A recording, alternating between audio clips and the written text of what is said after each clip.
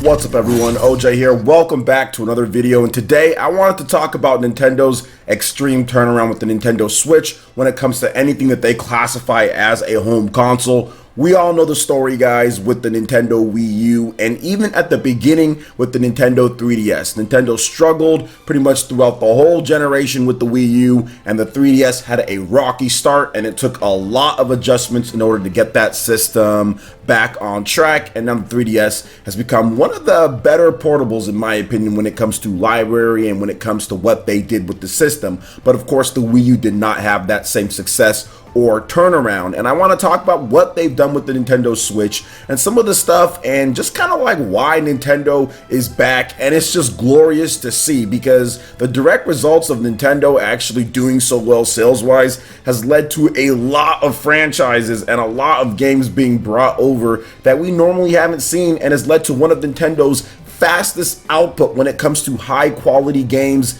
in like Nintendo history. So first, let's just start off with the Nintendo Switch sales itself. As of December 31st, Nintendo has sold more than 32 million Nintendo Switch systems, almost at 33 million. That is records when it comes to how fast it's sold. It's pretty much on pace if you align them by the year with the original PlayStation 4, which set so many records back in 2013, extending into 2014. And now we have the Nintendo Switch that's keeping pace with that system, so it's phenomenal to see. And once again, that has reaped direct benefits. But I think the biggest reason why Nintendo, and kind of how they made that comeback with the Switch, it's a marketing perspective. Obviously, games are the biggest thing, and we'll definitely get into that. But just looking at the marketing of the Nintendo Switch, the gimmick of the Switch was just so much better, in my opinion, than the Wii U and even the Nintendo 3DS. If you go back and watch some of those original commercials, you kind of watch the gimmick of what the 3DS is, 3D, which they completely ripped out of the Nintendo 3DS. So if you look at that and you look at the Wii U, you have this second screen experience that's not necessarily marketed clearly. Some people were confused. I mean, there was just all sorts of issues on both fronts when it comes to Wii U and 3DS, which led to such a sluggish start. But with the Nintendo Switch, they started off fast and clean, just like they did with the Nintendo Wii back in the day, because it was very clear what this system can do. It was very simple to understand, and the gimmick was right there. With the Wii, motion controls easy to show. With the Switch, it's Switch. You just switch it. You know what I'm saying? You can play it anywhere that you want. It was so simple, where the 3DS and the Wii U were a bit more confusing when it comes to the marketing aspect. Now let's talk about what the success with the sales has brought to the Nintendo Switch, because this system, the Switch, has actually even had some more gaming success when it comes to franchises than even the Wii, and with its record-breaking sales. So on the Nintendo Switch, these are some of the franchises that have returned to a Nintendo platform after a long time, or the first time ever appearing on a Nintendo platform. So we have The Elder Scrolls V Skyrim, fantastic game. It's been ported to everything, even my freaking Amazon devices. We have Doom, first time in so many years. It was like, what, 2 decades or something, that Doom has came back. Ys 8 Lacrimosa of Dana, the first time that we've had an Ys game since like the Super Nintendo or something like that. Crash Bandicoot, been a really long time since we've seen Crash Bandicoot on a Nintendo platform. Valkyria Chronicles 4, and the original one came over to Nintendo Switch. That game had only appeared on Microsoft and PlayStation platforms, but the franchise also appeared on PC as well. But we're talking about consoles here. Disgaea, that I think was on the Nintendo DS. There was a game, but when it comes to Nintendo home consoles, never saw that franchise. Something like LA Noire was on the system. Civilization never appearing. Diablo 3. Final Fantasy coming back to Nintendo platforms when it comes to home consoles. Been a very long time. We saw some stuff on the 3DS, but nothing on the Wii U, and some spin-off stuff and other type of things on the Wii. So really, since the Super Nintendo, I mean, Crystal Chronicles isn't necessarily that same mainline game. So the first time we're seeing mainline Final Fantasy with the newer games on a Nintendo platform. Dragon's Dogma, first time ever. Marvel Ultimate Alliance that Nintendo brought back from the dead. Wolfenstein, once again, been a long time since we've seen that. Sword Art Online, never got a Sword Art Online game on a Nintendo system. We're seeing that on the Nintendo Switch.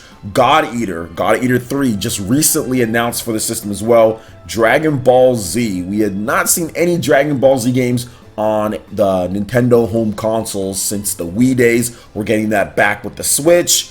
Naruto, haven't seen any Naruto games since the Wii days, once again back on there. All that third-party content, all coming over to a Nintendo platform is just absolutely amazing, just because we haven't seen a lot of those franchises, and it's good to finally have them on a Nintendo platform again. Now let's move on to some of the first-party output, guys. If you look at what they're doing with The Legend of Zelda, obviously Breath of the Wild, Link's Awakening, and there's probably more coming with that. If you look at what they're doing with Mario, we have Mario Kart 8 Deluxe, which is just sold phenomenal. We also have Super Mario Odyssey, which is amazing. We've got Mario Tennis as well, and there's going to be more and more Mario content. You guys know it's coming. Super Mario Maker is coming out very soon here, and that was like a revolution on the Wii. I'm just thinking that it's going to blow up even more on the Switch, kind of like how Splatoon 1 was awesome and it kind of blew up a little bit, but then Splatoon 2 really pushed that into the stratosphere. Also looking at stuff like Pokken Tournament, already having a port of that game on the Nintendo Switch in the first year, really good for getting fighting games back. And also, once again, I want to kind of go back just a little bit, but Mortal Kombat coming back to a Nintendo platform is just absolutely phenomenal, considering the history of Mortal Kombat and Nintendo platforms, just speaking on fighting games. We also have stuff like Octopath, which Nintendo distributed here, coming to PC, but we got it a whole year early, which was awesome to see. Hyrule Warriors getting that port. Astral Chain, brand new first-party IP from Nintendo and Platinum Games. Daemon X Machina, once again, brand new first-party IP with Marvelous and Nintendo collaborating on that. Luigi's Mansion making its return to the home console space after spending a while on the Nintendo 3DS. Metroid Prime coming back. I know we got the big delay for Metroid Prime 4, but we're still waiting on the trilogy. You know, we have to wait and see on that. I know that was on the Wii U as well, but a brand new Metroid Prime game making its return on the Nintendo Switch. We didn't get any Metroid Prime new games on the Wii U. Didn't get any Metroid Prime. Well, we got the Federation Force, but not like a mainline game. So it's great to see that once Retro Studios gets all of that back into gear. We also have stuff like Animal Crossing. Once again, that was on portable systems. We hadn't seen it since the Wii. City Folk, and not everybody liked that one as much. So I think this one's going to be a lot better. And of course, the big one, probably the game that could outsell all of these games here that I'm talking about, and that is Pokemon. And of course, that's just going to be so big. Also stuff like Super Smash Brothers. You can't forget that, having the ultimate version of Super Smash Brothers. That's why it's called Ultimate, with a way cleaner DLC plan, and getting that out within the first 2 years of the Switch. I mean, that's just incredible and so good to see. But Pokemon is going to be that game, really, man. You're going to possibly see Pokemon take the Nintendo Switch and put it in a category of its own when it comes to sales and records and all that. I firmly believe that Pokemon could be one of the greatest selling Nintendo games of all time if they market it and if they put it in the position, and of course make the necessary changes into the gameplay enhancements. The Switch is just that hybrid system that can get it done, because for years people have been wanting ways to play Pokemon in HD, play it on their TV without some type of extra device like a Game Boy player or a Super Game Boy, Pokemon Stadium, and to have it to where you can do it as easily as it is on the Switch. I think that's really going to push the sales here in the West, of course, and also Japan is already going to be all over it because they love to play their Pokemon portably, and now they have that option on the TV. That's going to be massive for them. But there's other little things too with the Nintendo Switch that's kind of made it just more appealing, I think, overall when it comes to a home console. The stuff like the custom Joy-Cons that people do for people, also the different colors that Nintendo has. With the Wii U, you didn't see that. You saw that cool customization with the Nintendo 3DS, but you didn't see that with the Wii U. Pretty much all you got was the black system. I mean, there wasn't even really a lot of different game pads or anything like that. It was just the black system or the white system, and that was it. So having a little bit more custom control is actually pretty cool, and I do like that. You're also seeing more special edition systems that are actually branded that way as well. Pro controllers, really cool stuff with like Xenoblade, Super Smash Brothers, and all of that. Whereas once again on the Wii U, you didn't really see that at all. Worldwide releases, and this is probably one of the best things that tells me like Nintendo is back and they mean business. The Wii U had these weird things, and even the 3DS had these weird things to where they would launch in Japan, and then months and months later, or a month later, or some odd time later, it would come to the rest of the world. And that just infuriated people because sometimes these games were actually supported with English text. So it was done. Nintendo was just sitting on it for whatever reasons. Games like Bayonetta, for example, it was done. And then on top of that, they region locked the system. So people who wanted to buy the game, or if you were traveling to a different country and you wanted to pick it up, or if you can even speak that language and you're in America or in different parts, you can't do it unless you have the system of that region of that game. It was just absolutely annoying. So no region locking was just great. Seriously, the worldwide releases, no region locking. I actually just bought Final Fantasy X/10-2 HD Remaster on the Nintendo Switch, the Asian version of the game, because it's both games on one cart instead of one game, Final Fantasy X, and then the second game as a download code. The reason I'm able to do that is because it supports all languages and my systems are region free. So that has just been a big thing that tells me Nintendo is back and they're